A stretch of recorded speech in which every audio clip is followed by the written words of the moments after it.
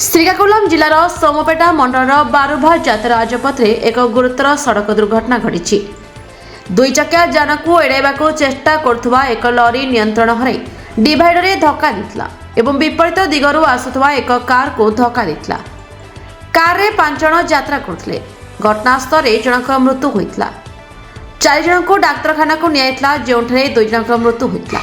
अन्य 2 जनक मध्य जड़े कोमा को चली जाते जेतेबेले अन्य जनक अवस्था गुरुतर था। मृतक मध्य जड़े महिला घटनास्थल मृत्युवरण करते। जड़े 10 वर्षर झील और गोटे 6 मासर शिशुर डाक्तरखाना मृत्यु होता। आउ जड़े 10 वर्षर झील कोमा को चली जाते जेतेबेले ड्राइवर गुरुतर था। दुर्घटनार गोटे घंटा पर पुलिस और 108 कर्मचारी दुर्घटनार समाधान करनथिले बोली स्थानीय लोक माने चिंतित। तेरे दुर्घटनाग्रस्त परिवार सदस्य अभिता विशाखापाटनारे भारतीय सेना सहकारी इंजिनियर भाव कार्य कर बाहुड़ा अंचल फेरुवा समय बार निकट दुर्घटना घटी। Bureau report Narad news Odia.